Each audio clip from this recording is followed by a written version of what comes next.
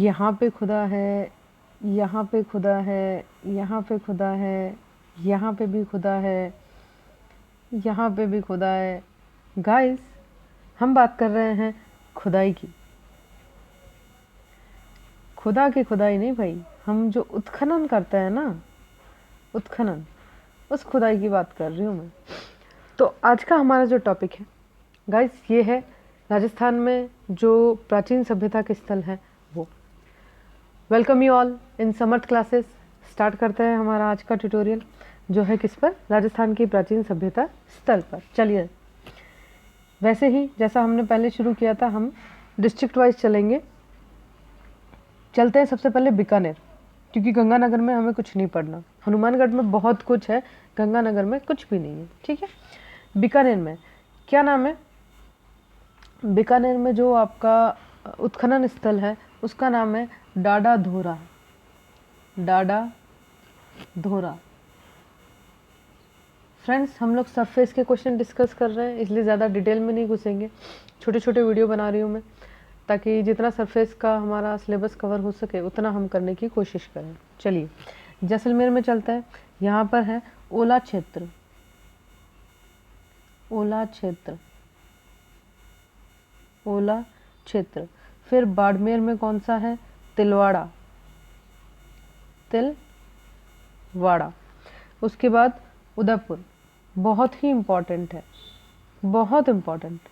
आहड़, आहड़। बालाथल, बालाथल। और इसवाल, इसवाल, इसवाल। गाइज, आहड़ को लेके बहुत ज़्यादा प्रश्न पूछे जा चुके हैं, आगे भी पूछे जाएंगे, क्योंकि एक बहुत ही इम्पोर्टेंट जो है वो ये सभ्यता है, आहड़ की सभ्यता। इस क्षेत्र में लौह संस्कृति में प्रवेश हो चुका था। ये क्षेत्र आपका उदयपुर में है, जैसा कि हम देख ही रहे हैं। यहाँ हमें आभूषण भी मिले हैं। और आहड़ की सभ्यता जो है बहुत ही इम्पोर्टेंट है, बेडस नदी के किनारे मिली है ये। इसका दूसरा नाम ताम्रवर्ती नगरी भी मिलता है, और आघाटपुर या आहार दुर्ग भी मिलता है। ये सभी नाम इसके हैं। इसको धूलकोट के नाम से भी जाना जाता है। और इनकी जो खोज की थी वो 1953 में श्री अक्षय कीर्ति व्यास ने की थी, जबकि खनन का काम किसने किया था? मूल रूप से हसमुख जी ने। कितना अच्छा नाम है ना, हसमुख। हसमुख जी ने जो है इसका उत्खनन किया था, ठीक। तो ये काफ़ी इम्पोर्टेंट है, इसको बहुत ही अच्छे से पढ़ना, आहड़ की सभ्यता। अभी हमने सिर्फ इतना ही देखा है कि उदयपुर में कौन कौन सी है। आहड़ है, बालाथल है और इसवाल है। चलिए आगे चलता है। डूंगरपुर बांसवाड़ा में वापस आपको कुछ नहीं पढ़ना, प्रतापगढ़ में भी कुछ नहीं है, चित्तौड़ में ऑफकोर्स होगा। देखो, ये पुराने नगर है, ऐसा नहीं है कि यहाँ कुछ है नहीं, लेकिन जो उत्खनन स्थल जो होगा, वो प्रमुख स्थल जो होगा वो वही होगा जो पुराने स्थल हैं ऑलरेडी। जैसे चित्तौड़ की नगरी, नगरी जिसे मध्यमिका भी कहा गया है, मध्यमिका। ये उत्खनन स्थल कहाँ है आपका? चित्तौड़गढ़ में। फिर चित्तौड़गढ़ से हम लोग चलते हैं कहाँ? कोटा की तरफ। कोटा में हमें क्या देखना है? सॉरी, पहले भीलवाड़ा चलता है। भीलवाड़ा में आपको देखना है बागोर की सभ्यता। भीलवाड़ा में क्या है आपके? बागोर, बागोर की सभ्यता। ये एक प्राचीन स्थल है। एक्चुअली बागोर की सभ्यता तो नहीं कहलाएगी, लेकिन प्राचीन स्थल है, उत्खनन स्थल है, तो बागोर का जो उत्खनन स्थल है वो कहलाएगा आपका। दूसरा है आपका ओझियाना। ओझियाना, ओझियाना, ठीक। फिर नेक्स्ट आपका किस डिस्ट्रिक्ट की तरफ चले हम? भीलवाड़ा के बाद हम चलेंगे कोटा की तरफ। और कोटा में क्या है भाई? तो कोटा में है तिपटिया। तिपटिया नाम की जगह है कोटा में। ये आपका उत्खनन स्थल होगा कहाँ पे? कोटा में। क्या नाम है? तिपटिया। फिर हम चलते हैं कहाँ? झालावाड़ की तरफ। झालावाड़ में क्या है बच्चों? तो झालावाड़ में है चंद्रावती। चंद्रावती। वैसे देखा जाए तो ये रीजन आपका पूरा मेवाड़ का रीजन हो जाएगा, ये आपका हाड़ौती वाला रीजन हो जाएगा। लेकिन रीजन वाइज क्वेश्चन पूछे नहीं जाते, क्वेश्चन पूछे जाते हैं आपके डिस्ट्रिक्ट वाइज। तो चंद्रावती की जो सभ्यता है वो आपको कहाँ मिल रही है? वो आपको मिल रही है झालावाड़ में। चलिए आगे बढ़ते हैं हम लोग। और आगे कौन से डिस्ट्रिक्ट की तरफ जाएंगे हम लोग, बारां की तरफ, जहाँ हम कुछ नहीं पढ़ रहे। फिर बारां से हम कहाँ जाएंगे, सवाई माधोपुर। सवाई माधोपुर छोड़ते हुए चलिए, करौली छोड़िए, धौलपुर छोड़िए, भरतपुर पहुंचिए सीधा फटाक से।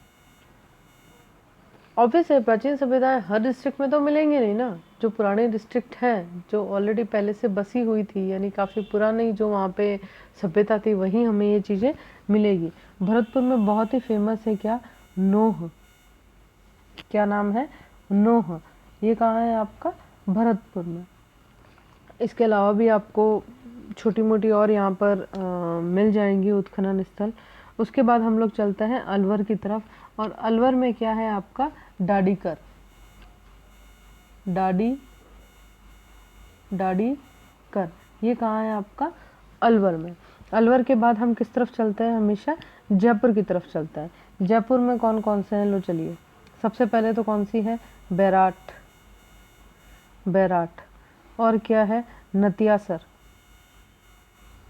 नतियासर। और एक जोधपुरा। जोधपुर नहीं गाइस, जोधपुरा। शब्दों पे ध्यान दीजिएगा।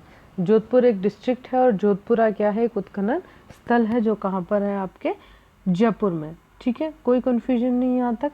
चलिए आगे बढ़ते हैं। जयपुर के बाद हम चलेंगे कहाँ पे, सीकर की तरफ, जहाँ एक और इम्पोर्टेंट आपकी जो है उत्खनन स्थल है, गणेश्वर। गणेश्वर। गणेश्वर ये कहाँ पर है आपका, सीकर में। फिर झुंझुनू चलते हैं। झुंझुनू में है क्या, सोनारी।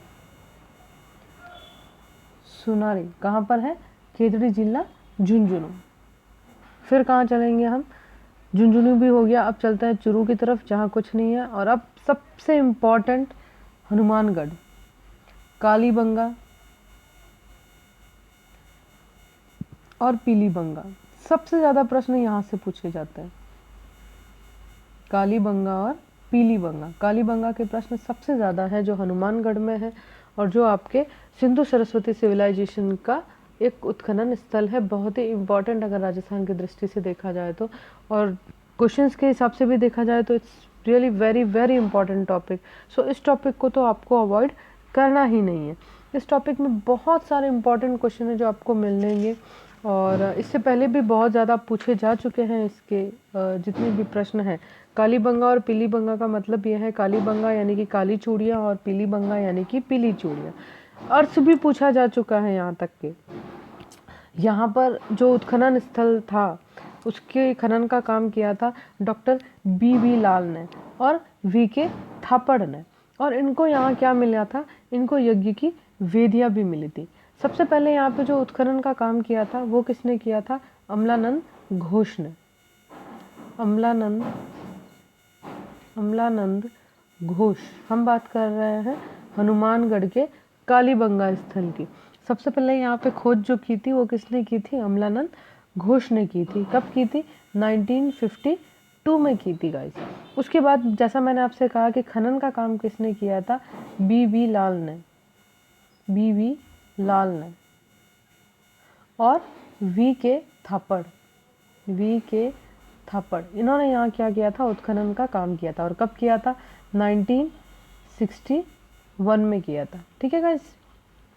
और यहाँ क्या इम्पोर्टेंट है, यहाँ क्या मिला है, यज्ञ की वेदियाँ मिली है।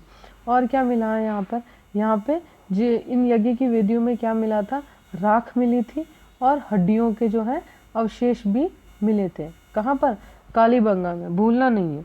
राज्य सरकार द्वारा कालीबंगा में प्राप्त जो पुरावशेष हैं, इनके संरक्षण हेतु वहाँ पे एक संग्रहालय की स्थापना भी कर दी गई है। कालीबंगा में ये सिद्ध हुआ है कि यहाँ पर नगरीय प्रधान सभ्यता थी, यानी कि एक सुनियोजित नक्शा था। जैसा आप आज की डेट में नक्शों की बातें करते हैं ना, बिल्कुल वैसे ही एक सुनियोजित नक्शा था। मकान कच्ची पक्की ईंटों से बना हुआ था, और जो ईंटों की साइज़ थी वो बताई जा रही है 30, 30 और 20। ये L, ये B और ये H। ठीक है, ये ईंटों की जो है आकार बताया जा रहा है, उसकी साइज़ बताई जा रही है कि वहाँ पे जो ईंटों की साइज़ थी वो कितनी थी। अभी तक हमें ये जानकारी इसके बारे में मिली है। इसके अलावा तांबे के हथियार मिले हैं, चित्रित शस्त्र भी मिले हैं, और तोलने के लिए पत्थर के बने बाट भी मिले हैं, खड़िया मिट्टी से बनी मुद्राएं भी प्राप्त हुई है और पश्चिमी टीले की खुदाई से एक बहुत बड़ा मिट्टी का चबूतरा भी मिला है। इसके अलावा कालीबंगा में क्या मिला है गाइस? इसके अलावा कालीबंगा में तंदूर के सामान भी मिले हैं। तंदूर जो चूल्हे के रूप में एक तरह से यूज़ होता है, तो वैसा ही तंदूर का यहाँ पे प्रमाण मिला है। और परकोटे में एक सबसे ज़्यादा पूछे जाने वाले क्वेश्चन में से एक क्वेश्चन ये भी है, जुते हुए खेत के प्रमाण कहाँ मिले हैं भाई? जुते हुए खेत की मतलब खेत की जुताई होती थी, जुता हुआ खेत मतलब खेत की जुताई होती थी। इसके अवशेष कहाँ मिले हैं? तो कालीबंगा में मिले हैं। और जुते हुए खेत का ये पहला प्रमाण मिला है सिंधु सरस्वती सिविलाइजेशन के थ्रू। इसके अलावा यहाँ पे मृतक के शव को गाड़ने का भी प्रमाण मिलता है। इसके अलावा मोहनजोदड़ो की भांति ही यहाँ पे लिंग, मातृशक्ति आदि की मूर्तियाँ नहीं मिली है, जिसके यहाँ के निवासियों की धार्मिक भावनाओं का पता नहीं चल पा रहा है। यानी कि हमें ये पता नहीं चल रहा है कि यहाँ के लोगों की धार्मिक जो थी मान्यताएं वो क्या थी, क्योंकि यहाँ ना तो किसी मातृशक्ति की मूर्तियाँ मिली हैं, ना ही कोई शिवलिंग मिला है। नगर और भवन के निर्माणों के अवशेष जरूर मिले हैं। समकोण काटती सड़कें मिली हैं, नालियाँ मिली हैं, मिट्टी ईंटों के मकान मिले हैं और छतों पर कवेलू भी मिले हैं। तो देखिए उस वक्त वाकई कितना खूबसूरती से बसा हुआ था कालीबंगा में, इसी से अंदाज़ा लगा सकते हैं। अगर समकोण वाली सड़कें मिली हैं, मतलब कुछ इस तरह से नगर हैं, देखो ये इस तरह से रोडें मिली हैं, तो देखो कितनी खूबसूरत बात है। अगर उस वक्त भी इस तरह का उनको नगर मिल रही है तो। हवन कुंड की बात हम पहले ही कर चुके हैं। यहाँ पर कांसा और तांबे के प्रयोग होने के जो है प्रमाण मिले हैं, तो इसी कारण इसको कांस्य युगीन सभ्यता या ताम्र युगीन सभ्यता भी कहा जाता है। कालीबंगा के उत्खनन में घोड़े और लोहे के साक्ष्य नहीं मिले हैं, यानी कि लोहे का इस्तेमाल नहीं होता था। कार्बन डेटिंग पद्धति जो है, जिसे हम C14 के नाम से हम लोग डिनोट करते हैं, कार्बन डेटिंग पद्धति, उसके अनुसार इसका टाइम पीरियड क्या है? 2350 से 1750 तक। उल्टी गिनती नहीं पढ़ रही हूँ बेटा मैं, हम बात कर रहे हैं ईसा पूर्व की, तो वहाँ पर गिनती उल्टी ही जाएगी। तो 2350 से 1750 इसका टाइम पीरियड इतिहासकार मानते हैं। और क्या मानते हैं? सिंधु सभ्यता के पूर्ववर्ती, समकालीन और परावर्ती के साक्ष्य भी इसके बारे में मिले हैं। तो इससे सबसे ज़्यादा प्रश्न पूछे जाते हैं गाइस, इसके उत्खनन स्थल से रिलेटेड, जुते हुए खेत के प्रमाण से रिलेटेड, और इससे मतलब जो ये आपके कालीबंगा है इसका शब्द भी पूछा गया है, यानी कि इसका मीनिंग भी पूछा गया है। तो ये था हमारा आज का वीडियो गाइस, जिसमें मैंने आपको राजस्थान के जो प्रमुख उत्खनन स्थल थे उनके बारे में डिटेल थोड़ी बहुत दी है। आई होप आपको वीडियो पसंद आया होगा। अगर आया है तो गाइस लाइक करना ना भूलें। Thank you for watching this video and have a wonderful day ahead.